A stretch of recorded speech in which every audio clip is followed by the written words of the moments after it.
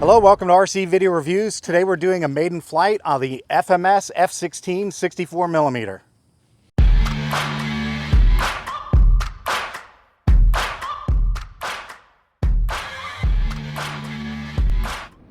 Before I get into the content, I need to let you know this video is sponsored by FMS, who sent the F-16 for review. I want to remind you we're in the middle of a 4th of July celebration for 2023. FMS is conducting a sale. I'll have a link to their website on the sale page in the description. I'll also have affiliate links for this plane if you'd like to get one for yourself. This is video number 4 of 5, but don't forget they sent me a couple of bonus planes. We're also going to do Miss America and we're going to do the A-10 Thunderbolt, so be ready for that. The main thing you want to be on the lookout for is a live stream coming up soon where we'll be giving away an airplane. I'll have a coupon code and free shipping, so you'll be able to pick out the winning plane on the FMS website and they'll ship it directly to you. All right, let's talk a little bit about the assembly. It was brain dead easy. I already see an error. I don't have my fuel tubing over the clevis. I'll fix that before I fly.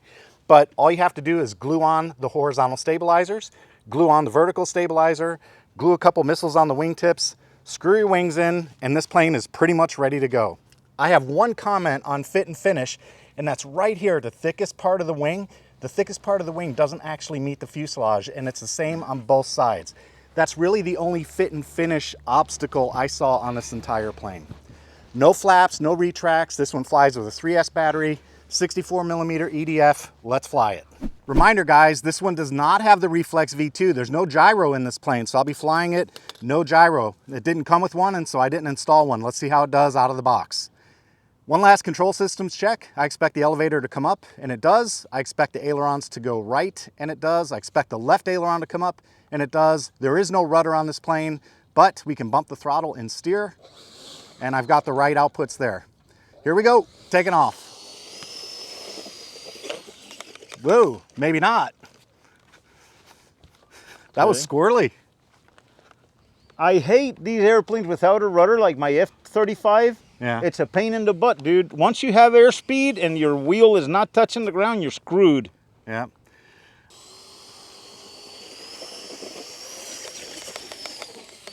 That's not great.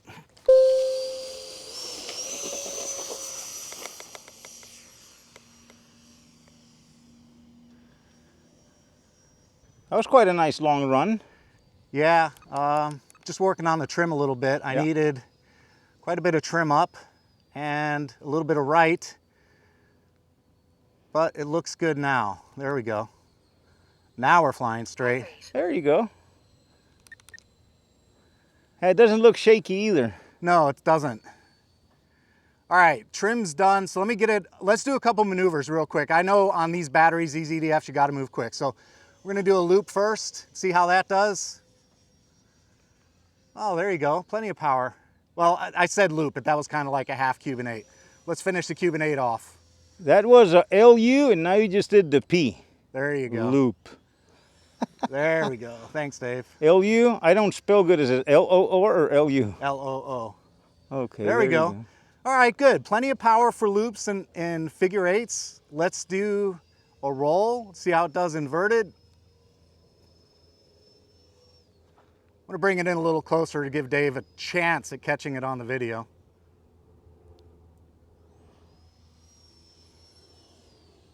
Nice. The plane looks really nice in the air, you know? Yeah, and it's kind of quiet. Yes. There's an inverted flyby for you. All right, very good. Let's do a couple burners. I don't think this is going to be a particularly fast plane, but most 64mm jets aren't, especially if we're on 3S. So I'll just do a couple flybys for Dave, a little bit low to the ground. There we go. Very nice. Want to try to do one more? Sure, I can do one more. These 3S power plants aren't going to be particularly fast, so again, kind of like a little bit of a trainer jet. That looks nice. Yeah, it sounds good. Yeah. Let's do a stall, see how the stall works. There's power off and full elevator and a nice little straight down stall. Although you got to get on the power, this one doesn't gain lift as fast as a 3D or sport plane does. Just keep that in mind. That heavy wing loading showed itself on that test.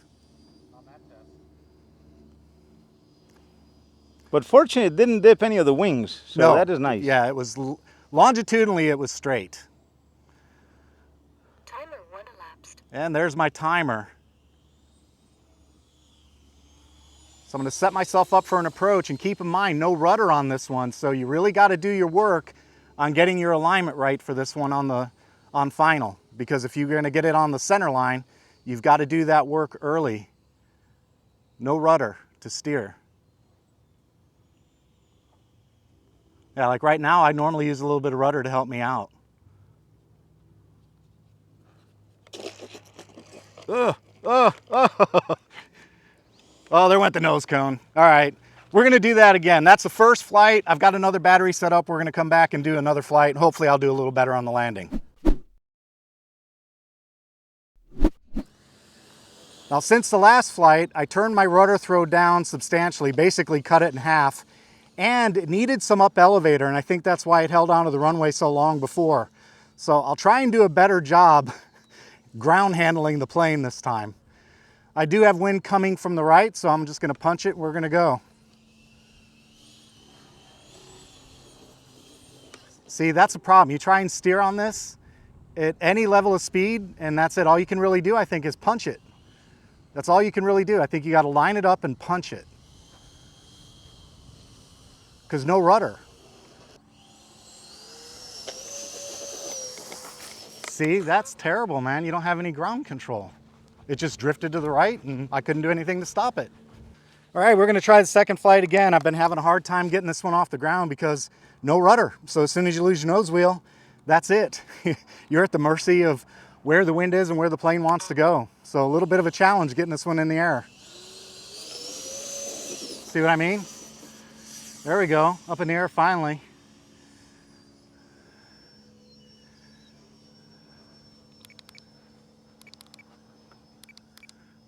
All I can say about this plane, guys, if you want this one, you need to have some stick skills, because I have some stick skills and it's just, you lose control. As soon as that wheel comes off the ground, that's it. That's all you get. Anybody that has the skill to just add a servo in the back and put a rudder on it, that would improve it by far, because the plane flies beautiful. Look at it. Yeah, It's just the ground handle and taking off is just what hurts, is because of the lack of rudder, I would guess, right? I would agree 100% with that assessment. So look at, yeah, it looks great flying. yeah. It's getting it off the ground that's the problem. Well, if FMS adds a rudder to it, that would be great. If not, anybody that wants to add it, is not that much work. It's not that hard to do. But yeah, I agree. I have a jet also that does not have rudders, and it does the same thing. And I pushed the CG back. I pushed the battery back as far as I could go just to make it a little lighter on the wheels, hopefully to get off the ground a little easier. And it did help. I will admit it helped on takeoff, but again, the issue is that you lose that ground authority, so you can't steer it.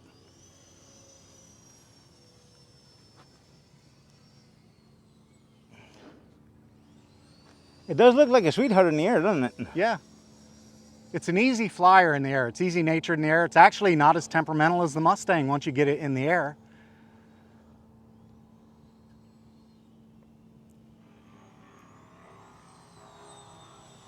Remember, no gyro in this one. This is all stick here.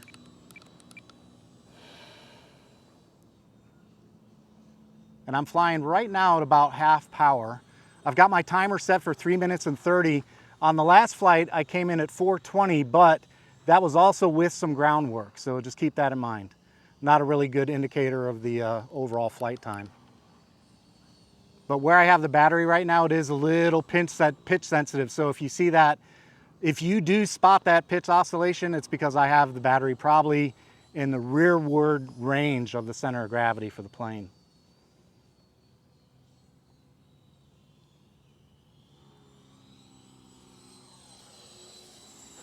Yeah, yep, it's definitely a little pitch sensitive. Pattern rate.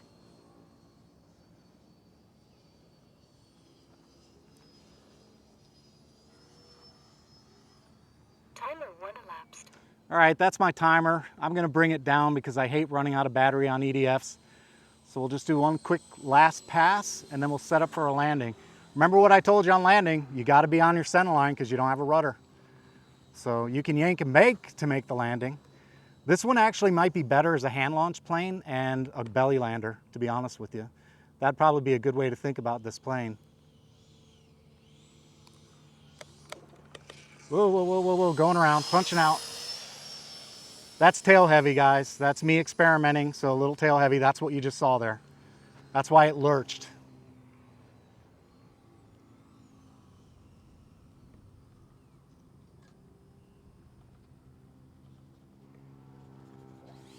Yeah, tail heavy. Oh boy, this is gonna be a problem to get this one down. Let's see if I can do it. I think I'm gonna have to come in with a little bit of speed. I think that's gonna be the only way. But yep, I've got it a little too far back to make those landings a lot of fun.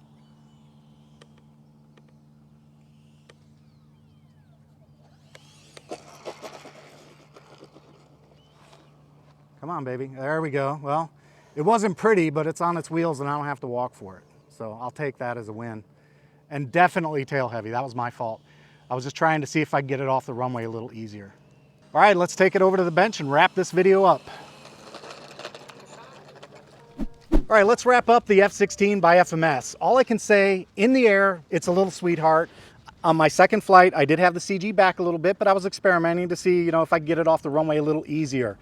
The ground handling is a problem, and the main reason for that is because it doesn't have a rudder. And as you can tell, if you look closely, I lost my wingtip missiles, and I lost the very sharp pitot tube on the nose because I punched it in. I was trying to get off the ground. It didn't work out for me. In flight, though, I think it's fine. Don't have any issues. I would probably spend a little bit of time working on that CG, and visibility, it was great. Landings, they were okay. I think, obviously I got to do a little work on my CG to get my landings where they need to be on this plane, but just requires a little work. Dave's got an idea too on this plane he wants to share with you.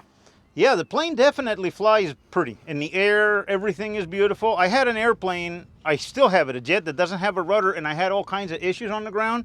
So there's two things really. The plane flies great, but I would add a rudder to it. Just cut it here, add a servo here, and run the wire to where the nose gear is, and that's it. You're done.